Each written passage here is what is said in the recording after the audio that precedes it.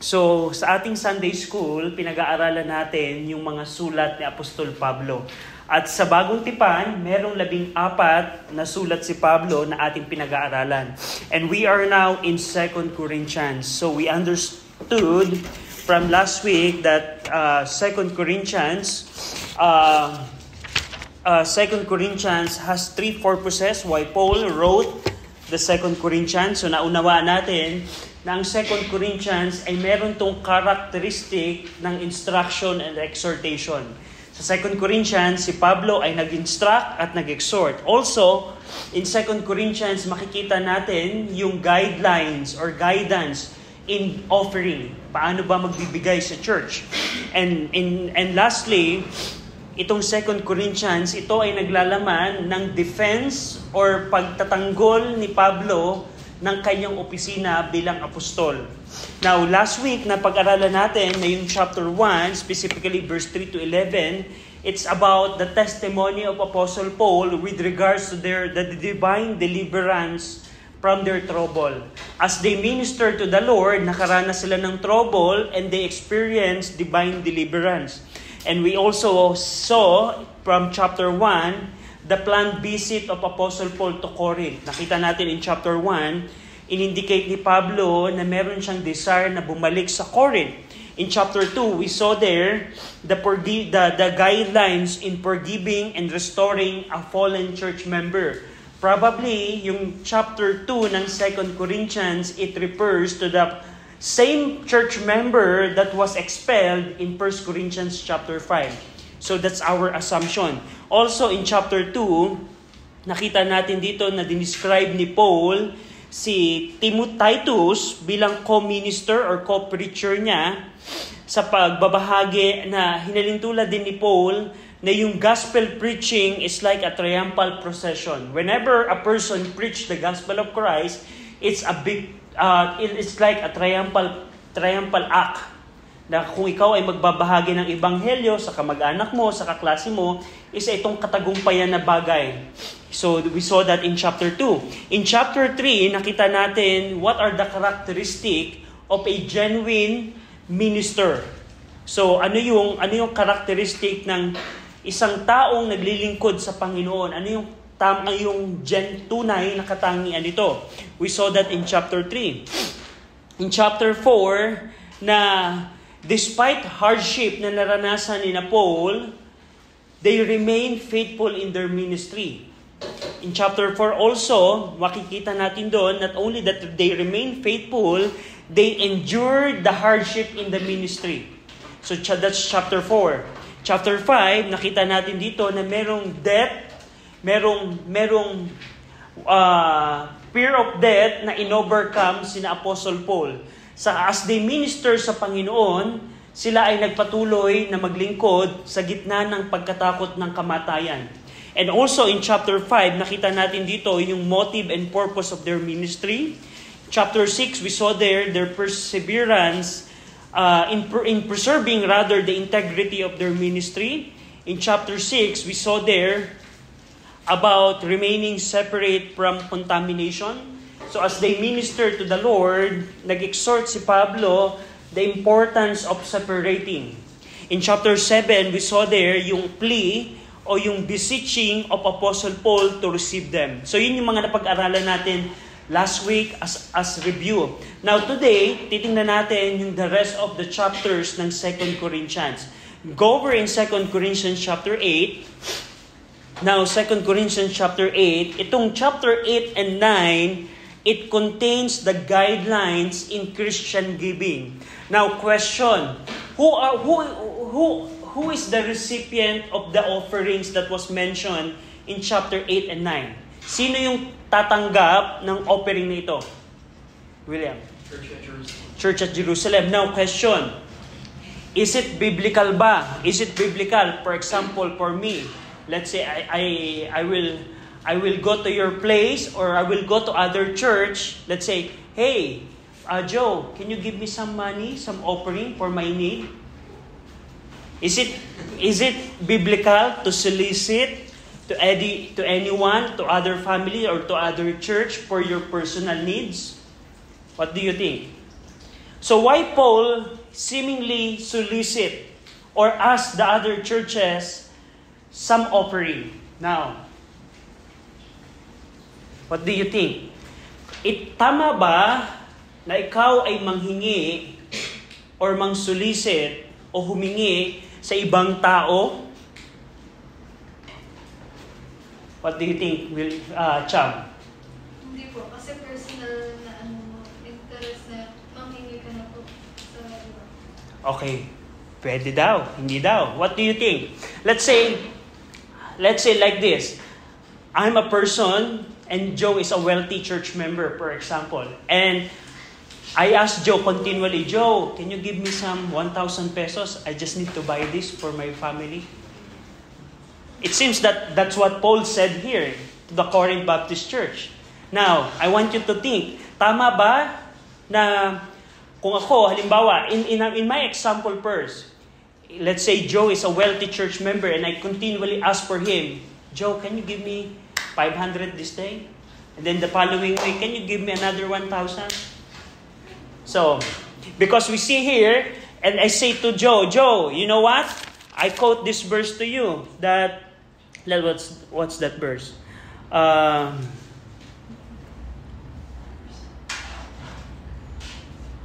And as I ask money from Joe, and I quote 2 Corinthians 9:7, Joe, you know what? Every man according as purposed in his heart, so let him give, not grudgingly or of necessity. For God loveth a cheerful giver. Joe, give me 1,000 because God loveth a cheerful giver. If you will give me cheerfully, God will love you, Joe. So, do you think my approach is right? Ano sa tingin mo, Sophie? Sa tingin mo, bakit tama ba yung ginagawa ko na manghihingi ako ng pera kay Joe and then I will quote yung passages na to? Hindi, kasi nakaubusin na yung kabaitan ni Joe. Oo, pwede. Maaabuso yung kabaitan na Joe. That's good reasoning. Now, what do you think? Yeah, Arian? Hindi po maganda yung pagkakapos. Since sila po nga po is nagtrabaho po day and night, para lang po hindi sila maging burdensome po sa mga So, Apostle, yeah. We saw that na Apostle Paul, nagtrabaho sila for their needs. Yes, Sham. Ano po? Sinabi po dun sa chapter 9 verse 7 na God love a cheerful giver. Pero hindi po ibig sabihin mo na pag magbigay ka is mabuti ka na. Tama. Pwede. Yeah. That's good. Binabaligtad po. May ibang ano po. Parang binabatikos. Pinabatikos. Yeah. Who else? So, we all agree that what I'm doing to Joe is not right and that's not biblical. Now, my follow-up question is, why Paul asked the Corinth Baptist Church, I want you to give. So, how we can reconcile the problem? If I ask Joe, can you give me this? Because I need this. That's not biblical. We all agree that. And agree that's not biblical. Because you need to work for your own selves. That's the Bible. But my question is, why Paul asked Corinth Baptist Church in chapter 8 and 9, Corinth, I want you to prepare your offering. Because I don't want to come to you unprepared. Meaning, gusto kong pumunta ako sa inyo. Pag pumunta na ako sa inyo, nakahanda na yung ibibigay ninyo. So, why Paul asked the Corinth Baptist Church offering? So, how are we reconcile that? Now, first question.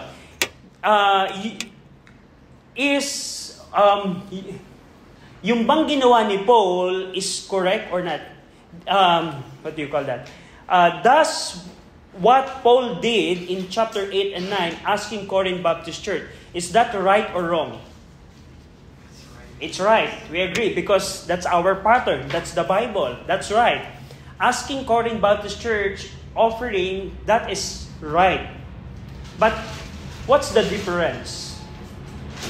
If me asking Joe for my need regularly, we all agree that that is wrong. Yung aking ginagawang panghingi kay Joe ay mali. Alam natin yan. Pero bakit naman itong chapter 8 and 9, Paul asking Corinth Baptist Church to give, we are all agree that that is right. So what's the difference?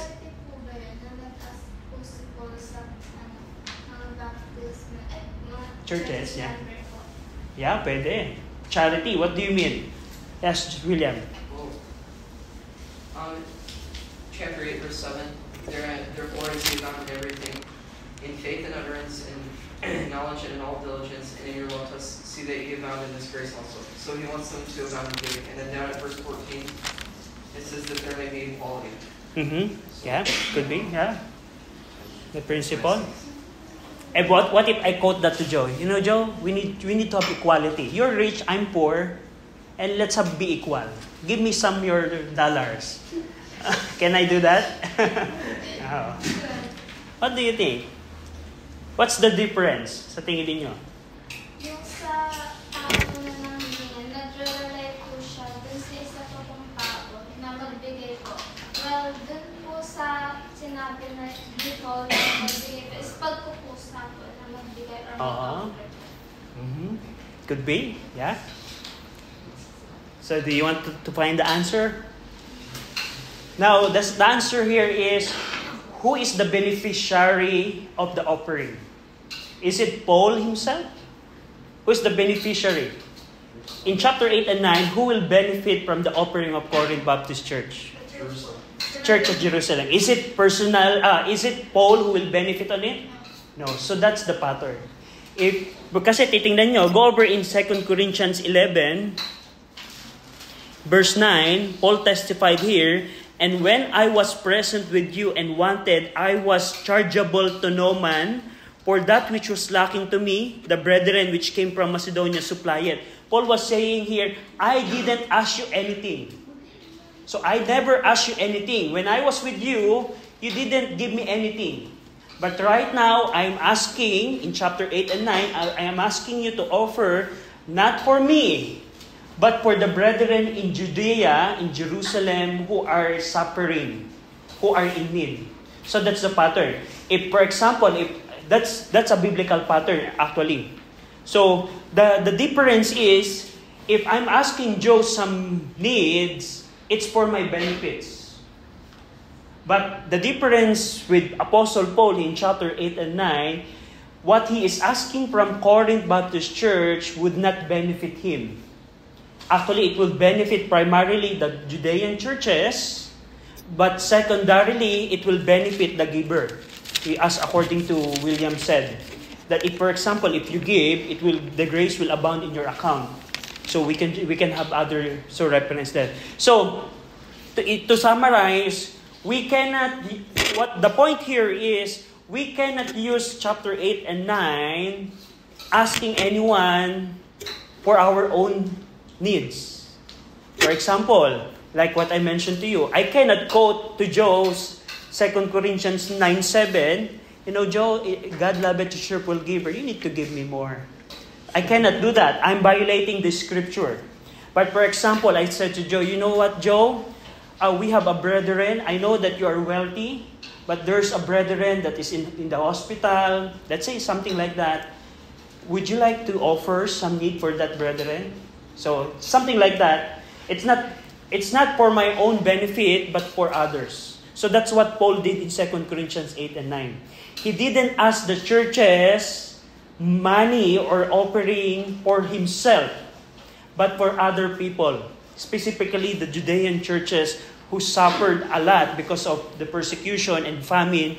And we saw that. So tingnan natin yung chapter 8. Now, yung content ng chapter 8, as Paul asked the Corinth Baptist Church na mag-offer, binigyan niyang example yung Macedonian churches. Tingnan niyo yung chapter 8, verse 1 to 5. Moreover, brethren, we do you to wit of the grace of God bestowed on the churches of Macedonia, how that in great trial of affliction, the abundance of their joy and their deep poverty abounded unto the riches of their liberality. For to their power I bear record, yea, and beyond their power they were willing of themselves, praying us with much entreaty that we would receive the gift and take upon us the fellowship of ministering to the saints. And this they did, not as we hoped, but first gave themselves, our own selves to the Lord and unto us by the will of God. So Paul was using the example of Macedonian churches. Question, Can you give 3 churches that Paul was repairing here, chapter 1 to 5? A quick review of the life of Paul. What are the 3 churches that we know that belongs to Macedonia? Ano yung 3 simbahan na tinutukan niya dito? At least 3. Cham. Ano yung mga churches ng Macedonia? 3 ang alam natin. Thessalonica. What else? William. Berea and Philippi. Philippi, Thessalonica, and Berea. So what Paul was saying here, Corinth Baptist Church, the Macedonian churches already gave. And you're not going to give to the brethren in Judea? So that Paul was saying here in chapter 8, verse 1 to 5. Paul highlights the generosity of Macedonian believer despite their poverty. Sabi nung verse 2, that in a great trial of affliction, na kahit mahirap sila, na kahit nagikahus sila sa buhay, ay nagawa nilang magbigay. Church, Corinth Church, ang Macedonia, mahirap sila, naghihirap sila, pero nagawa nilang magbigay. Kayo ay hindi magbibigay? Macedonian churches in deep poverty, they were able to give, and you, Corinth Baptist Church, are not going to give? So that's the argument of Paul here, verse 1 to 5. The second here, in verse 7 to 15, he encouraged the Corinthians to excel in giving, just like their Savior Jesus Christ. Tingnan niyo yung verse number 23 and 24. Verse 8 and 9. Chapter 8, verse 8 and 9, I speak not by my commandment, but by occasion of the forwardness of others, and to prove the sincerity of your love. I want you, Corinth Baptist Church, to prove your love. Your love should not only reflect by your words, but by your action. In verse number 9, for you know the grace of our Lord Jesus, that though He was rich, yet for your sake He became poor, that ye through His poverty might be rich. So, dito si Apostle Paul not only used the example of Macedonian churches, he also used the example of Jesus Christ. If the Macedonian churches gave, if Christ also gave, what is the reason for you, Corinth Baptist Church, not to give? So kung ang Panginoong Kristo ay nagbigay para sa inyong benepisyo, Corinth, kung ang mga Macedonian churches ay nagbigay din sa kanilang kahirapan, what is the reason for you, Corinth Baptist Church, not to give? So, yun yung argument dito ni Paul. Next, makikita natin dito, in-employ ni Paul yung mga couriers, meaning, nagtalaga, Paul assigned some trusted brethren to be the courier of the collection. So, in-employed dito ni Paul, sinabihan ni Paul sa kanyang sulat na, Corinth, hindi pa ako makakapunta sa inyo, pero merong mga brethren akong ipapadala that would collect the collection. So Paul here, he introduced in chapter 8 the trusted messenger who are appointed to handle the collection. So for example, ang point dito ni Paul is, when this person come to you, he is authorized to get the collection. Kasi kung halimbawa, a random person will go to Corinth Baptist Church and say, you know what? I want you to give the money. The Corinth Baptist Church will not trust that person. But because of the authenticity that Paul wrote in his letter, Titus and other courier are authorized to get the collection. So, tingnan natin yung verse 23 to 24 of chapter 8. Chapter 8, verse 23 to 24. Whether any do inquire of Titus, he is my partner and fellow helpers concerning you, or our brethren be inquired of, they are the messenger of the churches and the glory of Christ. Wherefore show ye to them and before the churches the proof of your love and of our boasting on your behalf. So here, Paul was not able to come to Corinth at this point. Paul is not capable to go to Corinth. But Paul sent Titus and other brethren earlier. Mas unang pinadala ni Paul si Titus at yung ibang kapatiran while Paul was still staying in Macedonia. So Paul sent some brethren to collect the offering, and Paul stayed in Macedonia. So what Paul was saying here, Titus and other brethren, they are my partner. They are my fellow helper. And I want you, Corinth Baptist Church, to show your love, to prove your love to these brethren by being ready to give. So gusto kong sinasabi dito ni Paul, mga mananampalataya sa Corinth, mga church member, may mga pupunta sa inyo, kasama si Titus at ibang mga representative ng mga churches, gusto kong ipatunayan ninyo ang inyong pagmamahal sa mga kapatid na ito. In what way? By being ready to offer. At sa tingin nyo, for example, what would be the result, the reaction of these brethren when they arrive in Corinth and the Corinthians doesn't want to give? For example, Titus came in Corinth. You know what, Corinth Baptist Church? Apostle Paul said that you really love the Judean church members. And at that point, the Corinth Baptist church members don't like to give anything. Will it prove that their love is real and genuine? No. So yung pinaka-argument dito ni Paul. Corinth, dun sa chapter 8, Corinth, Titus and other messengers of other churches will come to your place, and as they come, I want you to show the genuineness of your love. By what way? By being ready to give. Because if they're not ready to give at all, that only proves that their love is not real. So, yun yung argument ni Paul sa chapter 8. Church, I want you to be ready in giving because that would prove your love to them. Chapter 9, tingnan nyo pa to. Chapter 9, verse 1 to 5. With regards to the courier that Paul employed.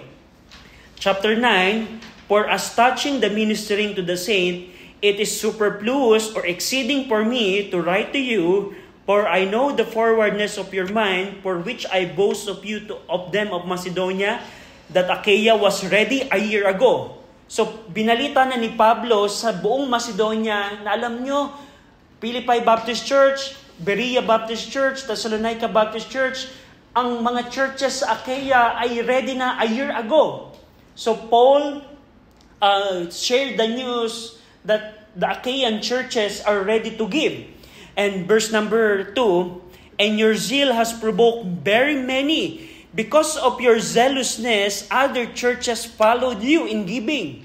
Verse 3, yet have I sent the brethren, lest our boasting of you should be in vain in this behalf, that as I said, ye may be ready. Lest haply, if they of Macedonia come with me, and find you unprepared, that we say not ye, should be ashamed in this same confident boasting. Therefore, I thought it necessary to exhort the brethren that they would go before unto you and make up beforehand your bounty, whereof ye had noticed before, that the same might be ready as a matter of bounty and not as of covetousness. So what Paul was saying here in chapter 9, ibinalita ko sa Macedonian churches na kayo, Corinth Baptist Church, kayo handang-handa na magbigay. Now what would be the reaction if pag dumating yung mga brethren there, and the church at Corinth is unprepared? So, Paul said here that Paul shared the news that the Corinth Baptist Church and other churches in Achaia are willing to give. He mentioned here that a year ago, the churches in Achaia, they are prepared to give. Now, my question is, what would be the reaction if some brethren arrive in Corinth and they found out that the church at Corinth, that they are unprepared?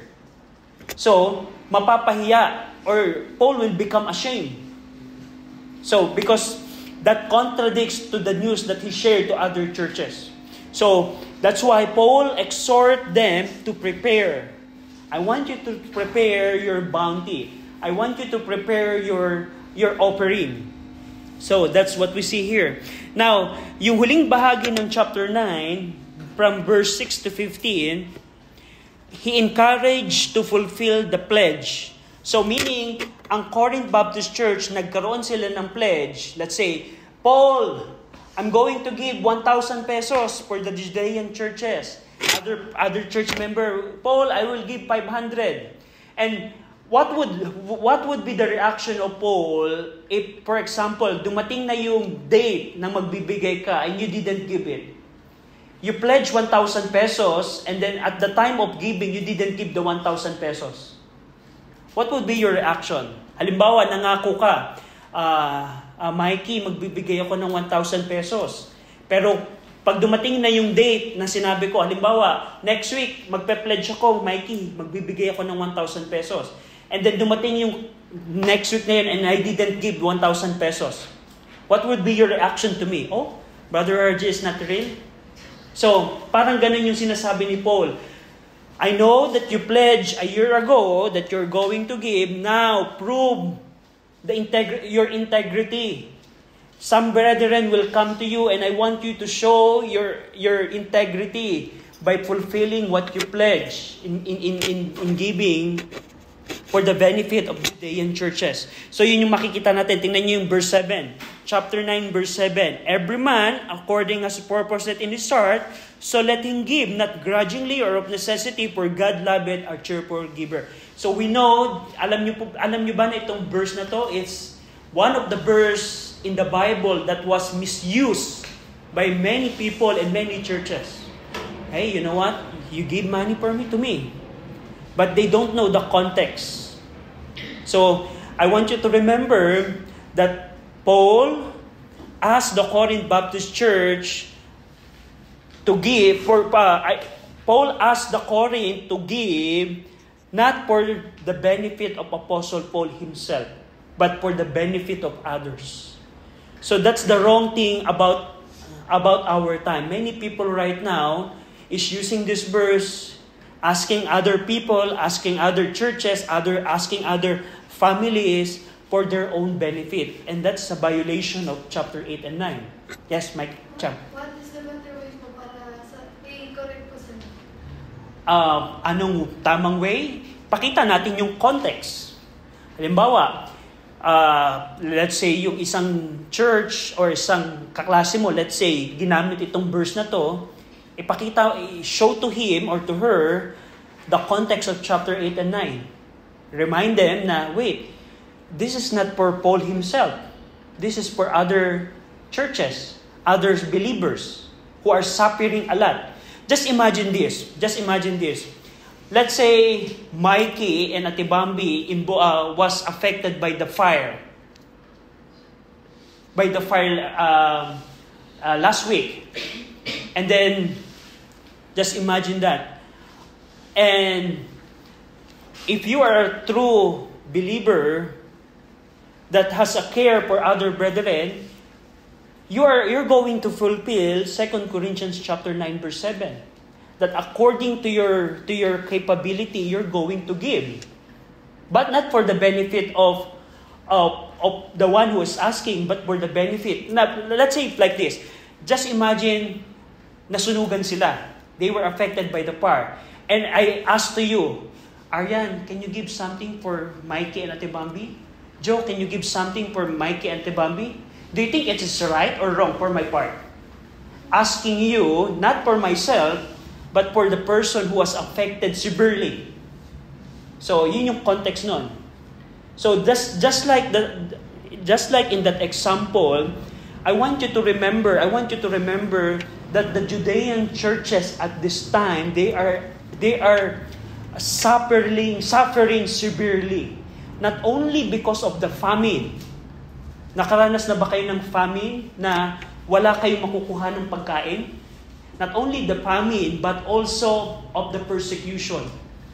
So that because of those two events, the believers in Judea doesn't have capability to earn for their daily needs. And that's the purpose of Apostle Paul. So yun yung ano nun. So kung halimbawa, ginagamit nila to Cham, yung ibang itong verse na to, you can correct that person by telling the context.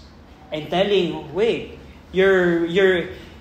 there's not, one thing you cannot find, Paul didn't ask other person for his benefit.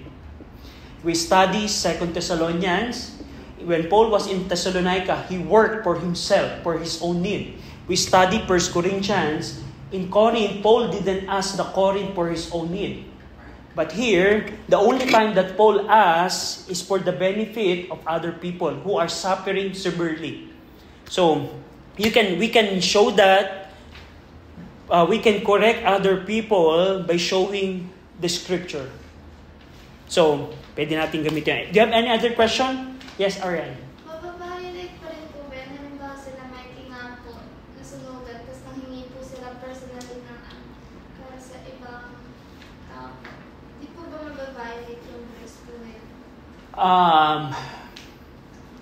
Well, first is, it depends, the motive.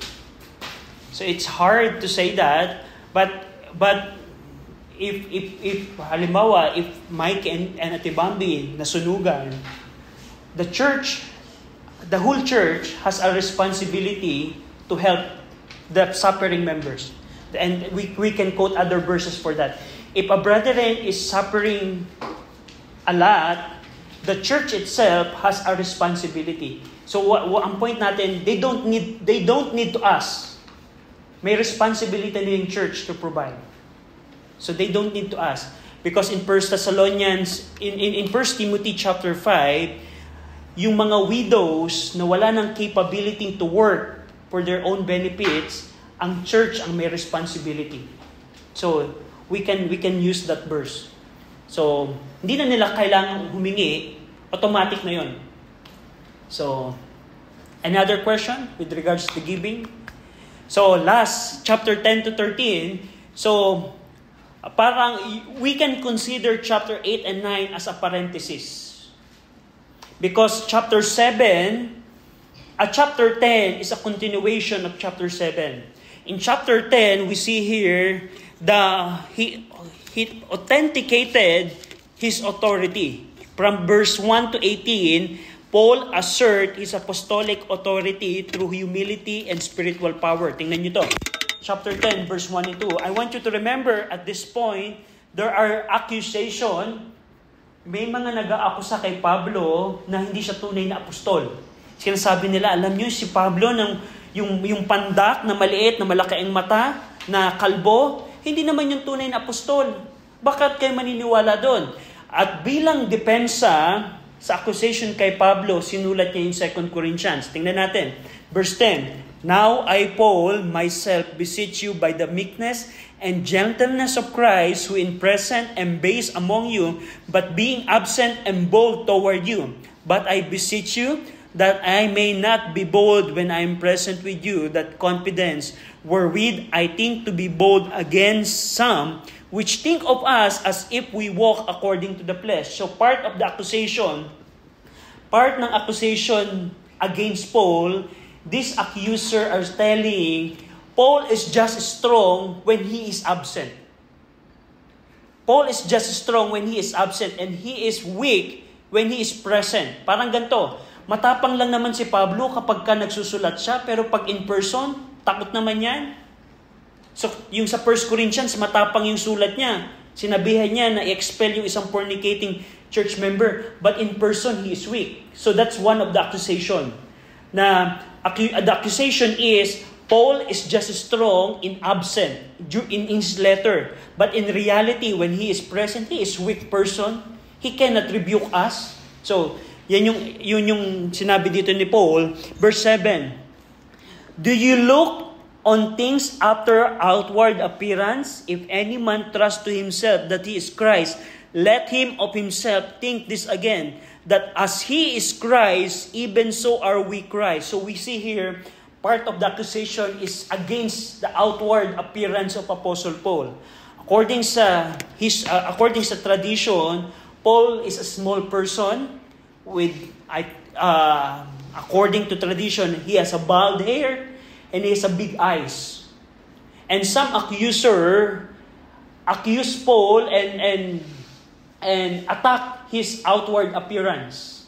That's why Paul said here, Corinth Baptist Church, do you look on things after the outward appearance? Tumitingin ba kayo sa appearance ng naglilingkod sa inyo? Mahalaga ba yung itsura? Kung halimbawa, hindi ganong maliit lang ako, malaki yung mata ko, titingnan niyo ba ako sa aking panlabas? So, that's what we see here. In verse 10, chapter 10, verse 10, for his letters say they are weighty and powerful, but his bodily presence is weak and his speech is contemptible. So that's part of the accusation. Pag nagsusulat si Pablo, matapang siya, he is strong when he write letters, but when he preach, when he is in person, yung boses niya is contemptible. Parang yung contemptible, parang hindi ganun kalakas, parang merong problem sa speech, parang ganun. So that's part of the accusation. Not only that, in chapter 11, his authority was executed. He depends his ministry by emphasizing his selfless service to Corinthians. Makikita natin yan. Tingnan nyo, verse 2 to 4. Chapter 11, verse 2 to 4. For I am jealous over you with godly jealousy, for I have espoused you to one husband, that I may be present you as a chaste virgin to Christ. For I fear lest by any means as the serpent beguiled Eve through his subtlety, so your mind should be corrupted from the simplicity that is in Christ. For if he that cometh preacheth another Jesus, whom we have not preached, or if ye receive another spirit which ye have not received, or another gospel which ye have not accepted, ye might well bear with him. So here, Paul was saying, part of the evidence of my authority is my ministry to you. Remember, years ago, I ministered to you, and the way I ministered to you is the proof that my authenticity as an apostle and as a minister of God is real. So bilang ebidensya ng kanyang pagiging apostol, ginamit niya dito sa chapter 11 kung paano siya naglingkod sa Corinth years ago. Next is, in chapter 11, verse 12 to 15, nag-warning si Paul against the deceitful teachers. Chapter 11, verse 12 to 15. So based dito, we can say that the accusers that Paul was referring in 2 Corinthians are the false apostles. They are not only accusers, they are false apostles. Tingnan nyo to. Verse 12. For what I do, that I will do, that I may cut off occasions from them which desire occasion, that wherein they glory, they may be found even as we. For such are false apostles, deceitful workers, transforming themselves into the apostles of Christ. So here, makikita natin sa verses 12 to 15, who are the accusers? So it seems to me that as they accuse Paul being a fake apostle, they claim that they are the real apostles of Christ. So dito, base sa verses na ito, itong mga false accuser na to, sinasabi nila, si Pablo ay hindi tunay na apostol at kami ang tunay na apostol. So ito yung binabanggit dito ni Paul. And verse 11, chapter 11, verse 16, hanggang pababa, he used the sufferings that they endure as the proof of their apostleship. So, I want you to see this. Corinth, you're seeking a proof of my apostleship. Now, I will give you the proof. The proof is my suffering. Tingnan nyo to. Verse 16, verse 22, chapter 11, verse 22. Are they Hebrews, referring dun sa mga accuser? So am I. Are they Israelites? So am I. Are they the seed of Abraham? So am I. Are they minister of Christ? I speak as a Paul. I more. So here, Paul was saying, I am more than them. If you're going to measure the ministry, I am better than them.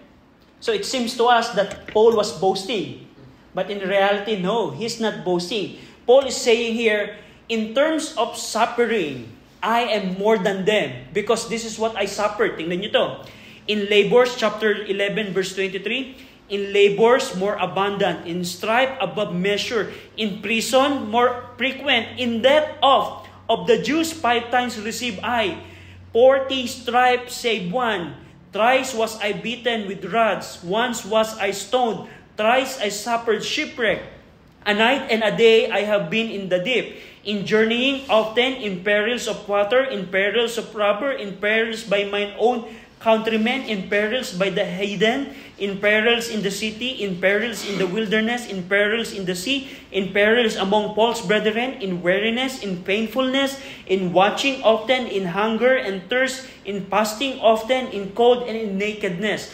Beside those things that are without, that which cometh upon me daily, the care of all churches. Now, who is weak?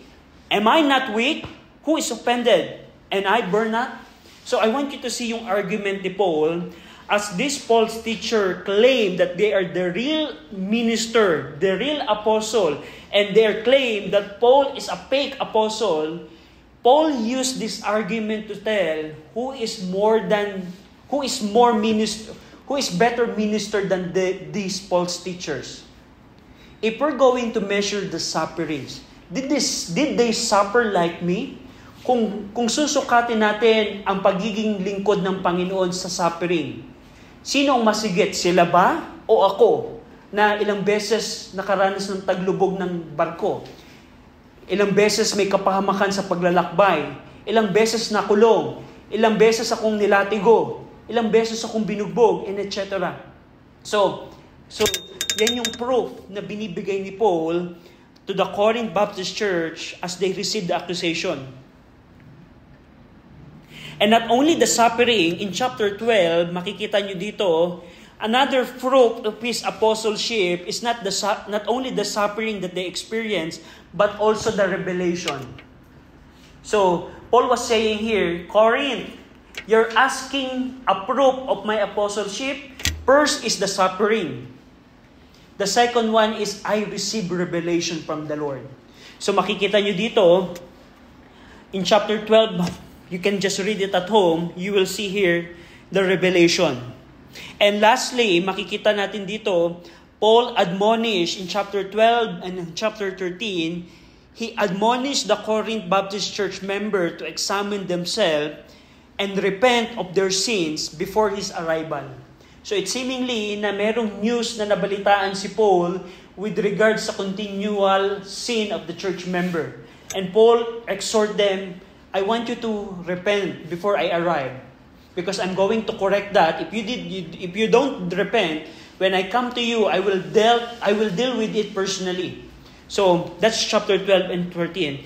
And last ng chapter 13, yung farewell, in-exhort ni Pablo ang mga church member, unity, love, and grace of Christ. So that's the entire 2 Corinthians. So a book na makikita natin with regards sa ministry na Apostle Paul. Now, I asked you last 2 weeks ago to come up with your own team. And the three defense of Apostle Paul to justify his apostleship. Who would like to share first? Yes, Arian. Team at saka yung tatlong proof. Yung tema ko po is grace in trials. Sa pagbabasa po ng 2 Corinthians, shinare po ni Paul yung mga personal experience niya po with trials, persecution, struggles, and hardship. But despite that, hindi pa rin po nabig ang Diyos na magbigay po ng provision and protection, comfort po sa mga pinagdadaanan nila. So I came up with the idea po na grace and trials. And yung sa 3 defense naman po is yung sa 2 Corinthians 11, verse 21 to 31. Kumbaga, shinare po niya yung mga challenges and sufferings po na naranasan po nila during their missionary journey po. And yung sa pangalawa naman po is 2 Corinthians 12, verse 1 to 7.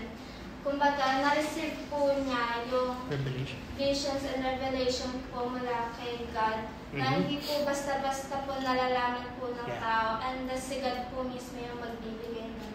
And sa pangatlo naman po is yung sa authority from God po, which is 2 Corinthians verse 10 to 8. That's good. Who would like to share next? Yeah, Mikey.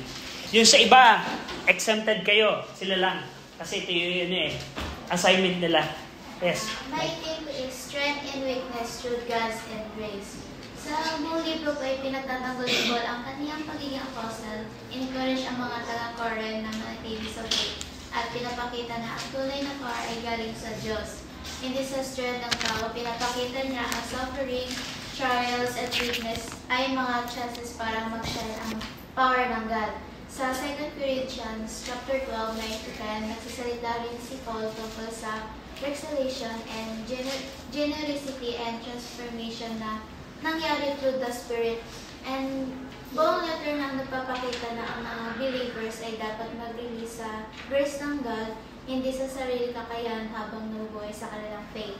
Sa 3 defenses ko po is His divine calling and sufferings for Christ. 2 Corinthians 12:23-28. Pangalawa ko po is the fruit of His ministry. 2 Corinthians 3 verse 2-3. And last ko po is His humanity and reliance on God's power. 2 Corinthians 12 verse 9. That's good. Okay. Who would like to share next? Yes. Yung din ko po, empowered by God's grace. Unahin ko po muna yung mga chapter din. Okay. Sa chapter 1 po, God's comfort in the affliction. Chapter 2, forgiveness and restoration. 3, the liberty of the new covenant. 4, light of the gospel. 5, walking righteously. 6, separating from the world. And 7, restoration and renewal. 8, generous Christian living. 9, blessing of the cheerful giver. 10, spiritual warfare and the power of God. 11, warning against false teachers. 12, empowered by God's sufficient grace. 13, the final encouragement. Yung pinakaano po dito sa may sa 2 Corinthians is living a transformed life empowered by God's grace in the midst of affliction and challenges. Yung sa defense naman po is una po, integrity and transparency. 2 Corinthians 1:12-14, tsaka chapter 2, verse 17. Paul defends his integrity and transparency by stating that he and his companions have conducted themselves in the world, and especially towards the Corinthian church, with simplicity and sincerity. The words and action are genuine without any hidden motives or deceit. Pangalawa po, willingness to forgive and show mercy. 2 Corinthians chapter 2, verse 5-11. Paul defends his decision to forgive the Corinthian church for their past wrong and to show them mercy. He explained that his forgiveness is not based on the offender's worthiness, but on the example of God's forgiveness and the need to maintain unity and harmony within the church. Pangatlo po is commitment to preaching the gospel without charge. 2 Corinthians 11, 7-12, tsaka 12, verse 13-18. Paul defends his decision to preach the Corinthian church without receiving financial compensation. He urges that he has the right to receive support, but he has the right to receive support. He has chosen to forgo this right in order to demonstrate his commitment to the gospel and to avoid placing a financial burden on the church. Okay, that's good. Okay, so yung next. So, my theme is being joyful and praising God in the times of trial and tribulation. In chapter 1, verse 4, who comforteth us in all our tribulation, that we may be able to comfort them which are in any trouble, by the comfort wherewith we ourselves are comforted with God. And chapter 4, verses 8-10. It says, we are troubled on every side, yet not distressed. We are perplexed, but not despaired. Persecuted, but not forsaken. Cast down, but not destroyed. And in chapter 7, verse 6, chapter 7, verse 4-6, Great is my boldness of speech toward you. Great is my glory in you. I am filled with comfort. I am exceeding joyful in all our tribulation. For when we were coming to Macedonia, our flesh had no rest, but we were troubled on every side. Without were fightings, within were fears. Nevertheless, God that comforted those that are cast down, comforted us by the coming of Titus. In chapter 8, verses 2 through 3, how that in a great trial of affliction the abundance of their joy and their deep poverty abounded unto the riches of their liberality. And chapter 11, verses 29 through 33, it says, Who is weak, and I am not weak? Who is offended, and I burn not? If I must needs glory, I will glory in the things which concern my infirmities. The God and Father of our Lord Jesus Christ, which is blessed forevermore, knoweth that I lie not in Damascus. The governor under Aretas, the king kept the city of Damascus with a garrison, desirous to apprehend me. And through a window in Damascus was I let down by the rocks of his hands. And then in chapter 12, verse 9. And he said to me, My grace is sufficient for thee, for my strength is made perfect in weakness. Most gladly, therefore, will I rather glory in my infirmities, that the power of Christ may rest upon me. Okay. And then my three defenses for Paul's apostleships are, he had visions in Okay. chapter 12, he had a vision for us. And he knows the signs of a true apostle in Okay. verse 12. And he was willing to suffer in chapter 11. Okay. Can I get the copy? Thank you. Thank you, Joe. Last, William. So I'll give you three defenses first. My first one is the Lord gave him authority, chapter 10, verse 8. For though I should boast somewhat more of our authority which the Lord hath given us. Mm-hmm. Yeah. And then, that's one of them, the Lord gave him authority. Number 2, in chapter 11, his extreme suffering, that list of the different sufferings that he went through in chapter 11. That's the second defense. And the third is his vision of the man in Christ in chapter 12. So my theme is the ministry requires sacrifice. Ang ministeryo ay kinakailangan ng sakripisyo. And in chapter 1, I'll try to go through this quickly. In chapter 1, Paul endured suffering and hindrances in his ministry. That'd be verses 4 through 10. Chapter 2, the brethren at Corinthians Baptist Church had to temporarily sacrifice fellowship with the fallen church member, and they had to give that up. But it gave them a successful ministry, church ministry, so it required that sacrifice. Chapter 3 is more about the ministry, and I couldn't really fit it into the sacrifice aspect. So, chapter 4, Paul and his companions endured much persecution in their ministry, in verses 8 through 18. And we are troubled on every side, and so forth. Chapter 4. Chapter 5, ministry might require death. For the love of Christ constraineth us. Sometimes some people in the Corinthian church would have to die and be persecuted, and that would provide a successful ministry like this. It might require death, so we have to always be ready to give our lives for Christ. Chapter 6, minister more persecution. In chapter 6, 1 through 10, and stripes and imprisonments, and so forth.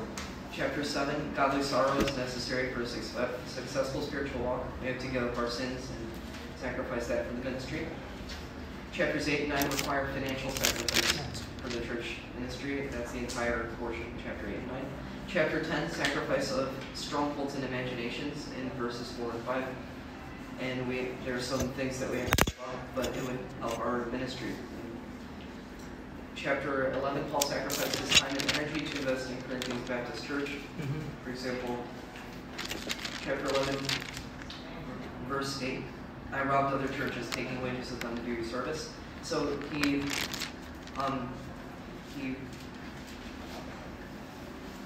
took money from other churches, and it required sacrifice to give to them. So and he gave his time and energy. And then, once again, his extreme suffering in verses 23 through 28, all to have a successful ministry because God called him to do that. In chapter 12, Jesus' strength is only made perfect in weakness. So it requires sacrificing our strength to be weak because that's where God's grace is exemplified. And in chapter 13, it's just a closing remark, but in chapter 13, verse 4, for though he was crucified through weakness, talking about Jesus, yet he liveth by the power of God. So even Jesus' ministry called him to sacrifice himself. Ministry requires sacrifice. That's good. The verse is 6:4. But in all things approving ourselves as the ministers of God, in much patience, in affliction, in necessities, and distresses. Yeah, good observation. Yeah. That's good. Okay, very good sa bawat isa. So, from this time, remember the theme that you come up, and then whenever a verse from 2 Corinthians was quoted during probably in the preaching, you will have that in mind. Oh, that's about that kind. So, that's our goal. William, can you pray? Lord, thank you for this day that you blessed us with. And I ask that you protect us. We thank you for giving us some information about the book of 2 Corinthians that we can